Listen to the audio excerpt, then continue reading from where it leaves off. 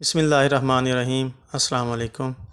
आज की इस वीडियो में हम बात करते हैं एक इंडियन एंकर जो कि पाकिस्तान के ख़िलाफ़ जहर उगल रहा है। आपसे रिक्वेस्ट है कि आप इस चैनल को सब्सक्राइब कर लें। अगर वीडियो अच्छी लगे तो शेयर और कमेंट ज़रूर कर दें।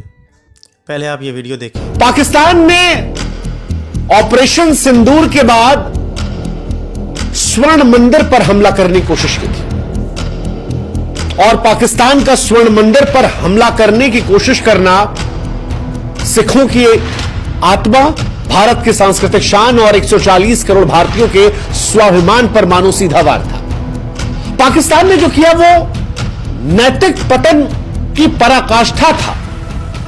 ये कोई सैन्य आक्रमण नहीं था, एक नापाक साजिश जो धर्म, संस्कृति और इंसानियत को रौंदने वाली थी। मिश्रा साहब, आपके बयान को थोड़ा दुरुस्त करना चाहूँगा। जिनको आप मंदिर बोल रहे हो वो मंदिर नहीं, आंखें खोल के देखो, वो आपकी फ़ौजी छावनियाँ हैं जिनको ऑपरेशन सिंदूर के बाद पाकिस्तान एयरफोर्स ने तबाह किया। गौर से देखें। दूसरा, सिखों के मजहबी मकामात को मंदिर नहीं गुरुद्वारा कहते हैं। और आपसे एक सवाल है कि आप हिंदू कब से सिखों के खैर ख्वाह हुए? कब से सिखों की फ़िक्र आप करने लगे? शायद आप भूल रहे हैं 1984 में ऑपरेशन ब्लू स्टार करके आप हिंदुओं ने सिखों के इंडिया में सबसे पवित्र और बड़ी इबादतगाह गोल्डन टेम्पल पर टैंकों से हमला करके ना सिर्फ तबाह किया बल्कि हज़ारों सिखों को बेदर्दी से कत्ल किया। इसके बाद नई दिल्ली की सड़कों पर हज़ारों सिखों को मूली गाजर की तरह काटा गया, उनको ज़िंदा जलाया गया, उनकी औरतों को सड़कों पर घसीटा गया, सिखों की नस्ल कशी की गई। ये सिलसिला सिर्फ इंडिया के अंदर ही नहीं, इंडिया से बाहर मुकीम सिख रहनुमाओं को आपकी राह कत्ल करवाती है। तुम बेशर्म गोदी मीडिया हो, तुम ज़हनी ग़ुलाम हो। हज़ारों साल मुसलमानों की ग़ुलामी की आज भी तुम्हारी वही सोच है।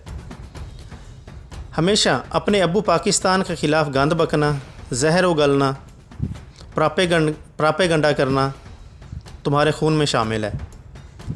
ऑपरेशन सिंदूर जो बाद में आपके लिए तंदूर बन गया, उसकी आड़ में हिंदू फ़ौज ख़ुद सिखों के मुक़द्दस मकामात पर मिसाइल फायर करती रही है। तुम्हारे इस तरह की बयानबाजी से कोई ख़ास फ़र्क नहीं पड़ता, क्योंकि सिख तुम हिंदुओं की औकात अच्छी तरह जानते हैं। भला पाकिस्तान हमला क्यों करेगा सिखों के मजहबी मकाम पर? अगर हमला करना ही होता तो पाकिस्तानी हुकूमत अरबों डॉलर से करतारपुर राहदारी पर काम क्यों करती? और तुम्हारी हुकूमत इतनी ज़हनी मरीज़ है, वो सिख यात्रियों को पाकिस्तान वीज़ा नहीं देती, और ना सिर्फ वीज़ा नहीं देती, उन पर पाबंदियाँ लगाती है कि पाकिस्तान का सफ़र नहीं करना। पाकिस्तान में सिखों के बड़े मुक़द्दस मकामात हैं। इनमें उनके गुरु ननकाना साहब,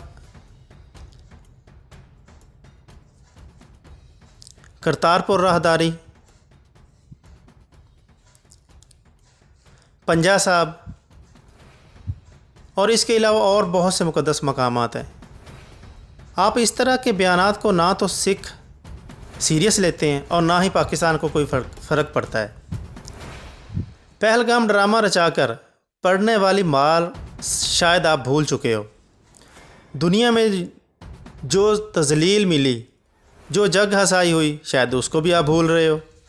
इतने बेशर्म हो कि अपने मीडिया चैनल्स पर बैठ के आप आहोकार कर रहे हो, और बात करते हुए शर्म नहीं आती। पूरी दुनिया जानती है कि आप जंग हारे हो। जब जंग हारे तो अपने दादा अब्बू अमेरिका की गोद में बैठ के अपने अब्बू पाकिस्तान से सीज़ फायर की भीख मांगते रहे। यहाँ सिर्फ बात सिखों के मजहबी मकाम की नहीं, हिंदुओं के कदीम कटास मंदिर पर भी पाकिस्तानी हुकूमत ने करोड़ों की लागत से काम करवाया है।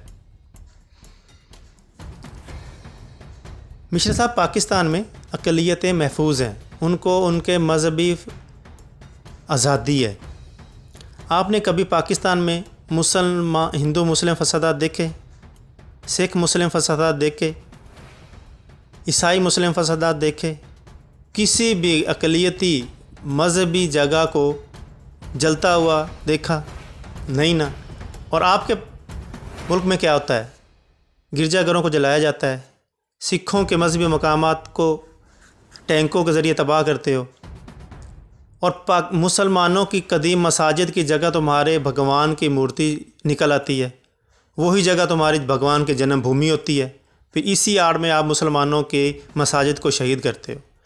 यहाँ शर्म करने वाली बात है जो आप इंडिया वालों को आती नहीं है।